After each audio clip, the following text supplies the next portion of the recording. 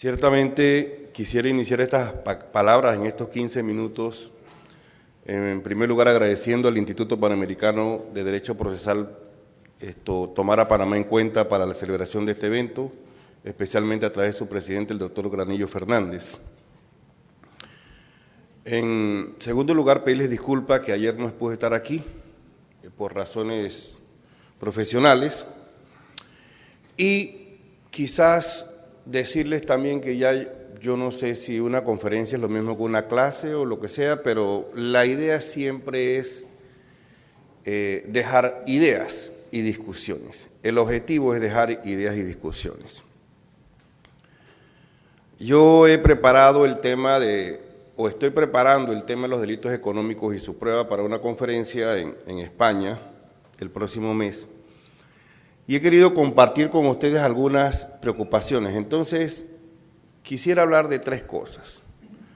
En primer lugar, de una conceptualización o de una aproximación a la regulación o a la tipificación de los delitos económicos en Panamá. En segundo lugar, me meto con el tema de la prueba y las complicaciones que presenta, o lo que he vivido en la práctica, en los procesos que he participado en estos temas de investigación o juzgamiento de delitos económicos.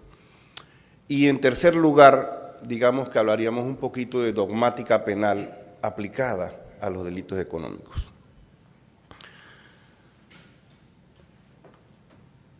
Ese primer aspecto que está allí del marco legal es una cuestión de publicidad encubierta, es para que vean este libro, ¿verdad? Así que, bien. En una aproximación de los delitos económicos y financieros, o sea, el concepto es económico-financiero porque digamos que en Panamá los delitos económicos están regulados como un título, es decir, en un género, y dentro de ese género están los delitos financieros. Digamos que sea un conjunto de normas que sancionan los comportamientos que lesionan o ponen en peligro la formación, el funcionamiento, la actividad, la liquidación ordenada de las instituciones que tienen que ver por objeto la captación, el manejo, el aprovechamiento y la inversión de los recursos provenientes del ahorro público, así como el ofrecimiento de los servicios conexos al crédito. Bueno, ¿quién se aprende de memoria un concepto como ese de delito económico? Yo le digo a mis alumnos, no hay que aprenderse el concepto de memoria, hay que comprenderlo. Y comprenderlo significa amarlo. Amarlo significa decir, bueno, esto puede ser, se siente un delito económico o no se siente un delito económico. No creo que sirva de mucho la conceptualización. Lo que va a servir es la comprensión cuando usted está frente a un delito económico. Entonces, los delitos financieros, en gran parte, se habla de fraude en la obtención del crédito, otorgamiento ilegal de créditos, captación ilegal de fondos públicos, delitos bursátiles, utilización indebida de información privilegiada, manipulación del mercado y el blanqueo de capitales. Si ustedes observan, estos delitos en el Código Penal panameño están del artículo 243 al 253 y el blanqueo de capital está del 154 al 259. Pero vaya usted a leer la descripción típica de esas normas. Si yo les busco uno, bueno, buscaríamos al menos el 254 del Código Penal, que a nosotros cuando nos enseñan derecho penal, nos comienzan fácilmente por un verbo rector. Es delito el que cause la muerte de otro, lo típico, ¿no es verdad? Pero cuando vamos a estos delitos, usted va a ver que el artículo 244 dice el que destruya, oculte, falsifique, otros registros, documentos de libros de contabilidad y así, o sea, una serie de verbos rectores en los delitos financieros. El blanqueo de capital, ahí está todo. Cualquier acción puede ser blanqueo de capitales. Yo creo que hasta tocar $1 ya pareciera que fuera blanqueo de capitales, ¿verdad? Dice, el que reciba, deposite, negocie, transfiera, convierta títulos, dinero. O sea, hay una cantidad de elementos que te identifican la conducta que se pretende sancionar. Y dependiendo del lugar que usted esté, si es un defensor o si es un acusador, entiéndase un fiscal o un abogado particular, entonces usted va a determinar lo que se llama su teoría del caso, es decir, su teoría fáctica, porque viene el aspecto probatorio. Ahí comienza el primer problema. ¿Cuál es el verbo rector que se pretende acreditar para que el delito quede acreditado dentro del proceso, es decir, probado dentro del proceso? Y en la práctica pareciera entonces que los fiscales se pierden en todos los verbos rectores, o a veces no saben cuál es el verbo rector que quieren acreditar. Y aquí viene entonces el aspecto probatorio. Tengo que identificar cuál es la conducta típica, antijurídica y culpable. También se despreocupan, desde el punto de lo fiscal, se despreocupan también de la dogmática penal aplicada a estos delitos financieros.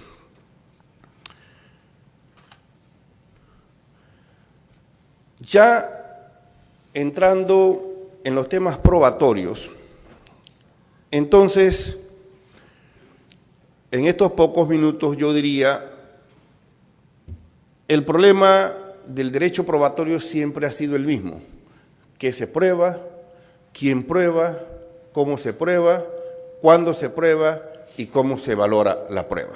Esos son los 5 aspectos que una persona, un abogado, llámese fiscal o llámese defensor o un creyente coadyuvante, debe tratar de ver qué es lo que me beneficia en el aspecto probatorio. Y ahí entonces yo me iría, luego de haber determinado la conducta que el verbo rector me describe, me iría entonces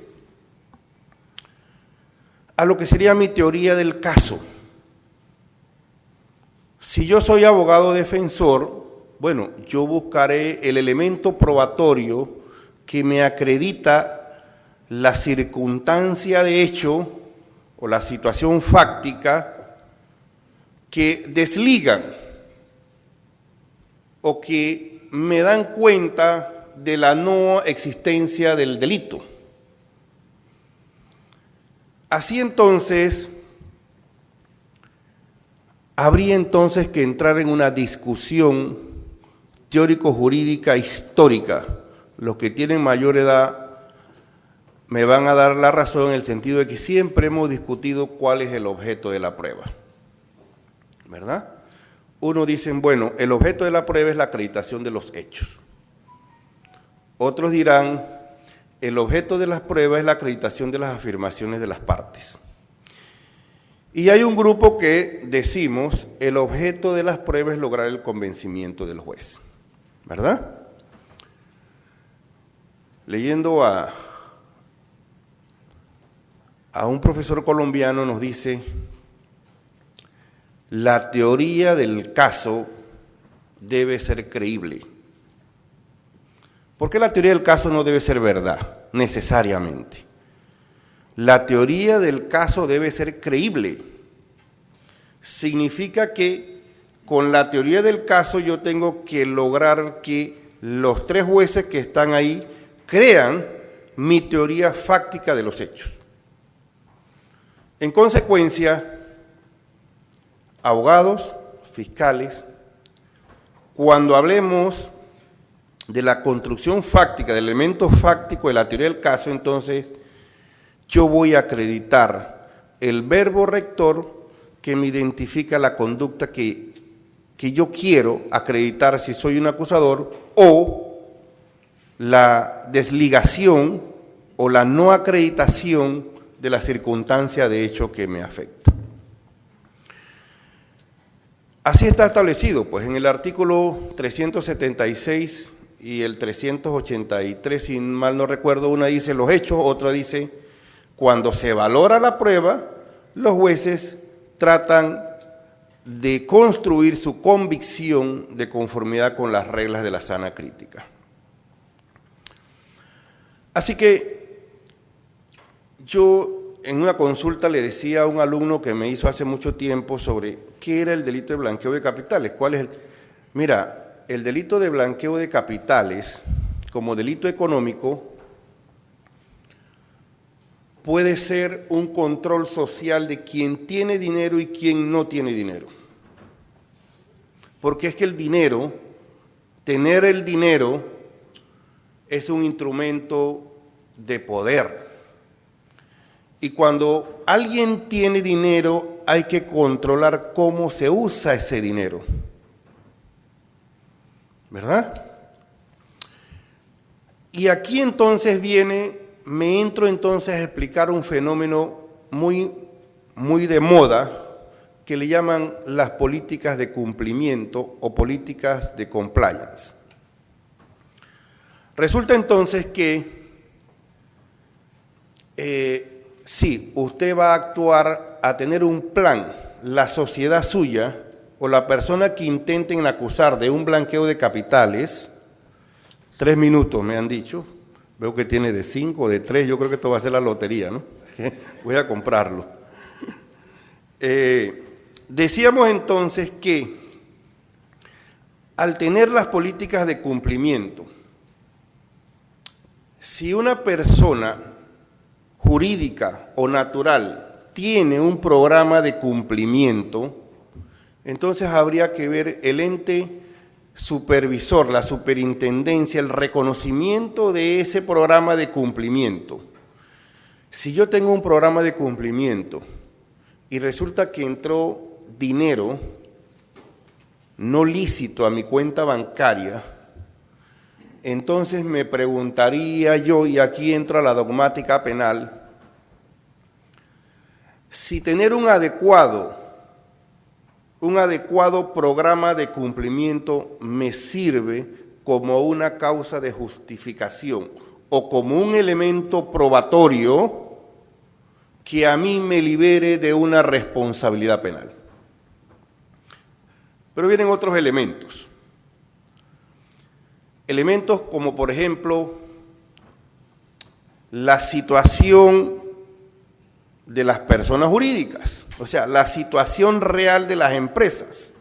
¿Será que el programa de cumplimiento es lo mismo para uno a título personal como sujeto no financiero pero obligado, o a una empresa que es un banco que se dedica, o una casa de valores que se dedica precisamente a comercializar con recursos y dineros o valores? Entonces, o una empresa, una tienda, un mini súper, o sea, o un taller de mecánica, o un vendedor de autos de segunda. O sea, aquí viene entonces un poco la razonabilidad para poder entonces llegar a una conclusión. Ya se me acabaron los 3 minutos, doctor, y yo soy respetuoso del tiempo. ¿Qué es lo que quiero dejar constancia en este momento? Veamos legalidad, pero también veamos razonabilidad. Como alguien dijo, hay que ver las circunstancias de los hechos. Muchísimas gracias, que tenga buena tarde.